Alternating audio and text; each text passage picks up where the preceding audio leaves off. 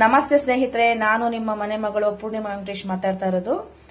ಇವತ್ತು ನಾನು ತೋರಿಸ್ತಾ ಇರೋದು ಸಾಂಬಾರ್ ಯಾವ್ದಪ್ಪ ಅಂದ್ರೆ ಮೊಳ್ಳೆ ಹುಳ್ಳಿಕಾಳು ಸಾಂಬಾರು. ನೋಡ್ರಿ, ಮೊಳ್ಳೆ ಹುಳ್ಳಿಕಾಳು ಸಾಂಬಾರು ತುಂಬಾನೇ ಚೆನ್ನಾಗಿ ಬಂದಿದೆ. ನಾನು ಮನೆಯಲ್ಲಿ ಮೊಳ್ಳೆ ಹುಳ್ಳಿಕಾಳು ಕಟ್ಟೋದಿಲ್ಲ. ನಾನು ವಾರ ಗುರುವಾರ ಹೂ ತಗೊಂಬರಕ್ ಹೋಗ್ತೀನಲ್ಲ, ಅಲ್ಲಿ ಒಬ್ರು ಲಿಂಗಾಯತರು ತಾತ ಮಾರ್ತಾ ಇರ್ತಾರೆ. ತುಂಬಾನೇ ಚೆನ್ನಾಗಿರುತ್ತೆ. ಒಂದು ಕಲ್ಲು ಇರೋದಿಲ್ಲ, ಏನು ಇರೋದಿಲ್ಲ. ನೋಡಿ ಎಷ್ಟು ನೀಟಾಗಿ ಮೊಳಕೆ ಬಂದಿದೆ. ತುಂಬಾ ಜನ ಊರಿಂದ ಊರಿಗೆ ಬಂದಿರ್ತೀರಾ. ಕೆಲವರಿಗೆ ಅಡಿಗೆ ಮಾಡ್ಕೊಳ್ಳೋದು ಬರೋದಿಲ್ಲ. ಇನ್ನೂ ಕೆಲವರು ಯೂಟ್ಯೂಬ್ ಅಲ್ಲಿ ಅಲ್ಲಿ ನೋಡಿ ಅಡಿಗೆಗಳನ್ನೆಲ್ಲ ಮಾಡ್ಕೊಂಡು ತಿನ್ನೋದನ್ನ ತುಂಬಾ ಚೆನ್ನಾಗಿ ಕಲ್ತಿದ್ದೀರಾ, ನಾನು ನೋಡಿದೀನಿ. ಇನ್ನು ಕೆಲವರು ಮಾಡ್ಕೊಳ್ಳೋಕು ಬರ್ದಿರ ಹೋಟೆಲ್ ನಲ್ಲೇ ತಿಂತೀರಾ. ಹೋಟೆಲ್ ನಲ್ಲಿ ಏನಪ್ಪಾ ಅಂದ್ರೆ ರೈಸ್ ಮಾಡೋದಕ್ಕೆಲ್ಲ ಅಡಿಗೆ ಸೋಡಾ ಹಾಕಿರ್ತಾರೆ. ಇಷ್ಟು ಊಟ ಮಾಡೋ ಅಷ್ಟಕ್ಕೆ ಹೊಟ್ಟೆ ತುಂಬೋಗುತ್ತೆ. ಹಾಗಾಗಿ ಕೆಲವೊಂದು ಪಾತ್ರಗಳನ್ನ ತಂದ್ಕೊಂಡು ನೀವೇ ಬ್ಯಾಚುಲರ್ಗೋಸ್ಕರ ನಾನು ಈ ವಿಡಿಯೋ ಮಾಡ್ತಾ ಇದ್ದೀನಿ. ನೀವೇ ರೂಮಲ್ಲಿ ಅಡಿಗೆ ಮಾಡ್ಕೊಳ್ಳಿ. ನೋಡಿ, ಮೊಳ್ಳೆ ಹುಳ್ಳಿಕಾಳು ಸಾಂಬಾರಿಗೆ ಬೇಕಾಗಿರ್ತಕ್ಕಂಥ ಐಟಮ್ಗಳು: ಆಲೂಗೆಡ್ಡೆ ಮತ್ತೆ ಬದನೆಕಾಯಿ, ಮಸಾಲೆಗೆ ನೋಡಿ ಚಕ್ಕೆ, ಲವಂಗ, ಶುಂಠಿ, ಬೆಳ್ಳುಳ್ಳಿ, ಈರುಳ್ಳಿ, ಕೊತ್ತಂಬರಿ ಸೊಪ್ಪು ಮತ್ತೆ ಟೊಮೊಟೊ. ಇದು ಧನಿಯಾ ಪುಡಿ, ಅಂದ್ರೆ ಧನಿಯಾ ಪುಡಿ ಅಂದ್ರೆ ಕೆಲವರು ಗೊತ್ತಾಗಲ್ಲ, ಕೊತ್ತಂಬರಿ ಬೀಜದ ಪೌಡರ್ ಅಂತ ಹೇಳ್ತಾರೆ. ಇದು ಚಿಲ್ಲಿ ಪೌಡರು. ಆಮೇಲೆ ನಮ್ಮನೆಯಲ್ಲಿ ನಾವು ಜಾಸ್ತಿ ತೆಂಗಿನಕಾಯಿ ಯೂಸ್ ಮಾಡೋದಿಲ್ಲ. ನಮ್ಮ ಯಜಮಾನ ಸ್ವಲ್ಪ ಶುಗರ್ ಇರೋದ್ರಿಂದ ಬೇಳೆ ಸಾಂಬಾರ್ಗೆ, ತರಕಾರಿ ಸಾಂಬಾರ್ಗೆಲ್ಲ ನಾನು ಯೂಸ್ ಮಾಡೋದಿಲ್ಲ. ಇದೇನಪ್ಪ ಅಂದ್ರೆ ಮೊಳ್ಳೆ ಹುಳ್ಳಿಕಾಳು ಸಾಂಬಾರ್ಗೆ ಮಸಾಲೆ ಬೇಕಾಗಿರೋದ್ರಿಂದ ಸ್ವಲ್ಪ ನಾನು ಕಾಯಿನ ಇವಾಗ ಒಡ್ಕೊಂಡು, ನಾನು ಕಾಯಿನ ಸ್ವಲ್ಪ ಹಚ್ಕೊಂಡೆ. ನೋಡಿ, ಈಗ ತಾನೇ ಒಡ್ಕೊಂಡೆ. ನಮ್ಮ ಮನೆಯಲ್ಲಿ ಕಾಯಿ ಜಾಸ್ತಿ ಯೂಸ್ ಮಾಡಲ್ಲ. ಬನ್ನಿ ಇವಾಗ ಹೇಗೆ ಮೊಳಕೆ ಹುಳ್ಳಿಕಾಳು ಸಾಂಬಾರ್ ಮಾಡೋದು ಅಂತ ಹೇಳ್ಕೊಡ್ತೀನಿ. ಫಸ್ಟ್ ಇದನ್ನೆಲ್ಲ ನಾವು ಇವಾಗ ಮಿಕ್ಸಿನಲ್ಲಿ ರನ್ ಮಾಡ್ಕೊ ಬಂದ್ಬಿಡೋಣ. ಆಮೇಲೆ ಒಗ್ಗರಣೆ ಹೇಗೆ ಮಾಡೋದು ಅಂತ ನಾನು ತೋರಿಸ್ಕೊಡ್ತೀನಿ. ನೋಡಿ ಫ್ರೆಂಡ್ಸ್, ಮಸಾಲೆ ಎಲ್ಲ ರೆಡಿ ಮಾಡ್ಕೊ ಬಂದೆ. ಇವಾಗ ಒಗ್ಗರಣೆ ಗಿಡನ ಕುಕ್ಕರ್ ಇಟ್ಟಿದ್ದೀನಿ. ಒಗ್ಗರಣೆಗೆ ಈಗ ಆಯಿಲ್ ಹಾಕೋಣ. ನಮ್ಮನೆ ಸ್ವಲ್ಪ ಆಯಿಲ್ ಸ್ವಲ್ಪ ಕಮ್ಮಿನೇ ಹಾಕೋದು, ನಾವು ಜಾಸ್ತಿ ಹಾಕೋದಿಲ್ಲ. ನಮ್ಮ ಯಜಮಾನ್ರು ಬೈತಾರೆ ಎಣ್ಣೆ ಜಾಸ್ತಿ ಹಾಕಿದ್ರೆ. ನಂದು ಒಂದು ಅನುಭವದ ಮಾತು ಹೇಳ್ತೀನಿ. ನಮ್ಮ ಕೆಲಸದಲ್ಲಿ ನಾವು ಬ್ಯುಸಿಯಾಗಿ ಹೋಗ್ಬಿಟ್ರೆ ಯಾವ ಫ್ರೆಂಡ್ಶಿಪ್, ಯಾವ ಸ್ನೇಹನೂ ಬೇಡ. ಯಾಕೆಂದ್ರೆ ಫ್ರೆಂಡ್ಶಿಪ್ ಮಾಡ್ಕೊಳ್ಳೋದು, ಸ್ನೇಹ ಮಾಡ್ಕೊಳ್ಳೋದು, ಅವರಿಂದ ಮನ್ಸಿಗೆ ನೋವಾದಾಗ ಹರ್ಟ್ ಮಾಡ್ಕೊಳ್ಳೋದು, ಬೇಜಾರಾಗೋದು, ಆ ಕೋಪನ ನಮ್ಮ ಗಂಡ ಮಕ್ಕಳ ಮೇಲೆ ತೋರ್ಸೋದು, ಇವೆಲ್ಲ ಏನು ಬೇಡ. ಇರ್ಬೇಕು ಸ್ನೇಹಿತರು, ಇಲ್ಲ ಅಂತ ಹೇಳ್ತಾರ. ಒಬ್ರು ಇಬ್ರು ಜೀವಕ್ ಜೀವ ಕೊಡುವಂತರು, ಪ್ರಾಣಕ್ ಪ್ರಾಣ ಕೊಟ್ಟು ನಮ್ಮ ಕಷ್ಟ ಸುಖದಲ್ಲಿ ಭಾಗಿಯಾಗಿ. ಆದ್ರೆ ನಾವ್ ಹೇಳಿದ್ದನ್ನ ಅಲ್ಲೋಗಿ ಹೇಳೋದು, ಇಲ್ಲಿ ಹೇಳೋದು, ಅಲ್ಲಿಂದ ತಂದು ಇಲ್ಲಿ ಹೇಳೋದು, ಇಲ್ಲಿಂದ ತಂದು ಹೇಳೋದು, ಅಂತ ಫ್ರೆಂಡ್ಸ್ಗಳನ್ನ ಮಾಡ್ಕೋಬಾರ್ದು. ನಮ್ ಕಷ್ಟಕ್ಕೆ ಕೈ ಜೋಡಿಸ್ಬೇಕು. ನಮ್ಮ ಒಂದು ಏನಾದ್ರು ನೋವನ್ನ ನಾವ್ ಹೇಳ್ಕೊಂಡಾಗ ಅವ್ರು ಅದಕ್ಕೆ ಸ್ಪಂದಿಸ್ಬೇಕು. ಅಂತ ಫ್ರೆಂಡ್ಶಿಪ್ಗಳನ್ನ ಮಾಡ್ಬೇಕು. ಇದು ನನ್ನ ಅನುಭವದ ಮಾತು. ಯಾಕೆಂದ್ರೆ ನಿಮ್ಗೆ ಬೋರ್ ಆಗ್ಬಾರ್ದು ಅಂತ ಹೇಳಿ ನಾನು ಇದೊಂದು ಅಡಿಗೆ ಮಾಡ್ತಾ ಇನ್ನೊಂದು ರೆಸಿಪಿ ಹೇಳ್ತಾ ಇದ್ದೀನಿ. ನೋಡಿ, ಎಣ್ಣೆ ಕಾಯ್ತು. ಸಾಂಬಾರ್ಗೆ ಸಾಸಿವೆ ಹಾಕಿದ್ದೀನಿ. ಸಾಸಿವೆ ಈ ತರ ಪಟಾಪಟ ಸಿಡಿಬೇಕು. ಇದು ಬ್ಯಾಚುಲರ್ಸ್ಗೋಸ್ಕರ ನಾನು ಮಾಡ್ತಾ ಇರೋದು. ಬಾಯ್ಗೆ ಇಟ್ಟೋದಾಗ ಮೊಳ್ಳೆ ಹುಳ್ಳಿಕಾಳು ಸಾಂಬಾರು ಅಂದ್ರೆ ನಾಟಿ ಕೋಳಿಗಿಂತ ಹೆಚ್ಚು ಸಾಂಬಾರು ತುಂಬಾನೇ ಚೆನ್ನಾಗಿರುತ್ತೆ. ಮುದ್ದೆಗೆ ಮತ್ತೆ ರೈಸ್ಗೆಲ್ಲ ಸೂಪರ್ ಆಗಿರುತ್ತೆ. ತುಂಬಾನೇ ಚೆನ್ನಾಗಿರುತ್ತೆ. ಮೊಳಕೆ ಹುಳ್ಳಿಕಾಳು ಸಾಂಬಾರು ಅಂತ ಹೇಳ್ತಾರೆ ಒಬ್ಬೊಬ್ರು. ನಾವು ಹೇಳೋದು ಮೊಳಕೆ ಹುಳ್ಳಿಕಾಳು ಸಾಂಬಾರು ಅಂತ, ಕೆಲವರು ಹೇಳ್ತಾರೆ ಮೊಳ್ಳೆ ಹುಳ್ಳಿಕಾಳು ಸಾಂಬಾರು ಅಂತ. ನೋಡಿ, ಎಣ್ಣೆ ಸಾಸಿವೆ ಕರ್ಬೇವಿನ ಸೊಪ್ಪು ಹಾಕ್ತೆ. ಈಗ ಕಾಳು ಹಾಕಿದ್ದೀನಿ. ಕಾಳು ಚೆನ್ನಾಗಿ ಫ್ರೈ ಆಗ್ತಾ ಇದೆ.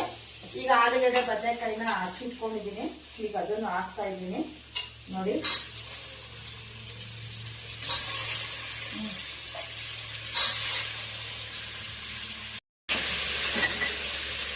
ಈಗ ಸ್ವಲ್ಪ ಕಲ್ಲುಪ್ಪು ಹಾಕ್ತಾ ಇದೀನಿ. ಕೆಲವ್ರ ಮನೇಲಿ ಜಾಸ್ತಿ ಸಾಲ್ಟೇ ಯೂಸ್ ಮಾಡ್ತೀರಾ, ಪುಡಿ ಉಪ್ಪು. ಯಾವುದೇ ಸಾಂಬಾರ್ಗಾಗ್ಲಿ ಇದಕ್ಕಾಗ್ಲಿ ಕಲ್ಲುಪ್ಪು ಹಾಕೋದ್ರಿಂದ ತುಂಬಾನೇ ಟೇಸ್ಟ್. ಉಪ್ಪು ಸ್ವಲ್ಪ ಕಡಿಮೆನೆ ಹಾಕೊಳ್ಳೋಣ. ಯಾಕೆಂದ್ರೆ ಉಪ್ಪು ಜಾಸ್ತಿ ಆಗ ಯಾರು ತಿನ್ನಲ್ಲ. ಉಪ್ಪು ಕಡಿಮೆ ಬೇಕಾದ್ರೆ ಉಪ್ಪಕ್ಕೆ ಹಾಕೊಬಹುದು. ಆಮೇಲೆ ಸ್ವಲ್ಪ ಅರ್ಶಿನ ಪುಡಿ ಹಾಕೋಣ. ನೀವು ಯಾವುದೇ ಒಗ್ಗರಣೆ ಹಾಕೋದ್ರೂ ಸ್ವಲ್ಪ ಅರ್ಶಿನ ಪುಡಿ ಹಾಕೋದ್ರಿಂದ ತರಕಾರಿ ಎಲ್ಲ ಸ್ವಲ್ಪ ಚೆನ್ನಾಗಿ ಫ್ರೈ ಆಗುತ್ತೆ. ಉಪ್ಪು ಖಾರ ಇರುತ್ತೆ. ನೀವು ಒಂದು ಚಿಕನ್ ಆಗಲಿ, ಮಟನ್ ಆಗಲಿ, ಒಂದು ತರಕಾರಿ ಏನೇ ಬೇಕಾದ್ರೂ ಸ್ವಲ್ಪ ಸಾಲ್ಟು, ಸ್ವಲ್ಪ ಉಪ್ಪು ಹಾಕೋದ್ರಿಂದ, ಟೊಮೊಟೊ ಗೊಜ್ಜು ಏನಾದ್ರು ಮಾಡಬೇಕು ಅಂತಂದ್ರೆ ನೀವು ಅವಾಗೂ ಅಷ್ಟೇನೆ ಸ್ವಲ್ಪ ಸಾಲ್ಟ್ ಉಪ್ಪು ಹಾಕೋದ್ರಿಂದ ಟೊಮೊಟೊ ಬೇಗ ಫ್ರೈ ಆಗುತ್ತೆ, ಬೇಗ ಸಾಫ್ಟ್ ಆಗಿ ಮೆತ್ತಗಾಗುತ್ತೆ. ತರಕಾರಿ ಎಲ್ಲ ತುಂಬಾ ಚೆನ್ನಾಗಿ ಫ್ರೈ ಆಗಿದೆ ಫ್ರೆಂಡ್ಸ್. ಇವಾಗ ಮಸಾಲೆ ಹಾಕ್ತಾ ಇದ್ದೀನಿ.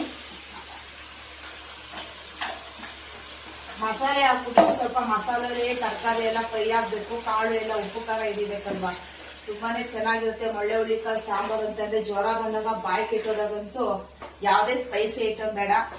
ಅನ್ನಕ್ಕೂ ಚೆನ್ನಾಗಿರುತ್ತೆ ಮತ್ತೆ ಮುದ್ದೆಗೂ ಚೆನ್ನಾಗಿರುತ್ತೆ. ಇವಾಗ ಇದಕ್ಕೊಂದು ಸ್ವಲ್ಪ ನೀರು ಹಾಕೋಣ.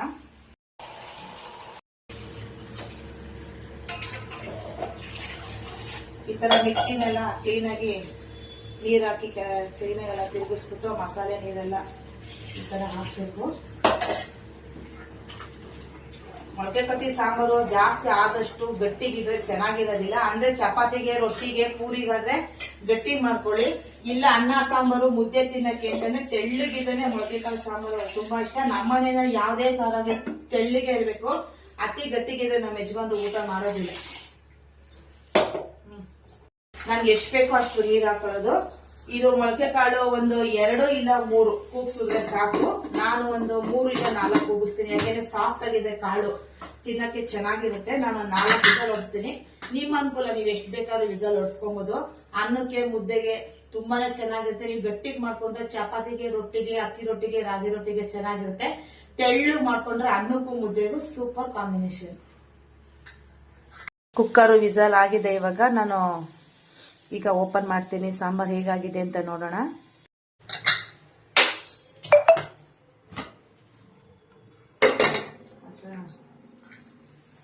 ನೋಡಿ, ನಾನು ಹೇಳಿದಿಲ್ವಾ ನಮ್ಮ ಮನೆಯಲ್ಲಿ ತೆಳ್ಳಿಗೆ ಇರಬೇಕು ಸಾಂಬಾರು, ಜಾಸ್ತಿ ಗಟ್ಟಿಗಿರಬಾರ್ದು ಅಂತ.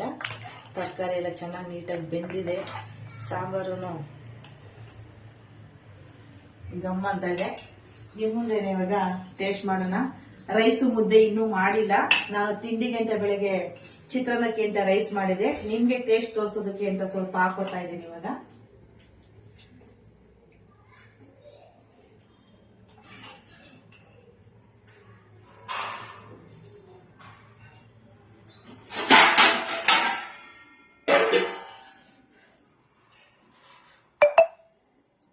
ತುಂಬಾ ಬಿಸಿ ಇದೆ.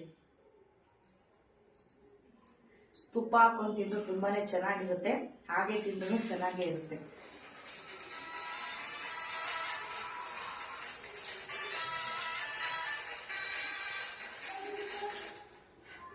ಕಾಳು ತಿನ್ನೋದಕ್ಕೆ ತುಂಬಾ ಬಿಸಿ.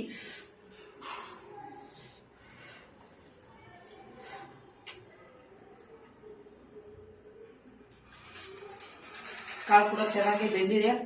ತುಂಬಾನೇ ಚೆನ್ನಾಗಿರುತ್ತೆ. ಇನ್ ಮುಂದೆ ನಾನು ಬ್ಯಾಚಲರ್ಸ್ಗೆ ಈಸಿ ಆಗುವಂಥದ್ದು, ಎಲ್ರಿಗೂ ಈಸಿ ಆಗುವಂತ ನಾನ್ ವೆಜ್ ಆಗಿರ್ಬೋದು, ವೆಜ್ ಆಗಿರ್ಬೋದು, ಎಲ್ಲಾ ರೆಸಿಪಿನೂ ನಾನು ಮಾಡಿ ಇನ್ ಮುಂದೆ ನಿಮ್ಗೆ ನಾನು ತೋರಿಸ್ತೀನಿ. ಹಾಗೆ ಸಬ್ಸ್ಕ್ರೈಬ್ ಮಾಡಿ, ಫಾಲೋ ಮಾಡೋದನ್ನ ಮರಿಬೇಡಿ. ನಿಮ್ಮ ಮನೆ ಮಗಳು ಪೂರ್ಣಿಮಾ ವೆಂಕಟೇಶ್. ನಮಸ್ತೆ.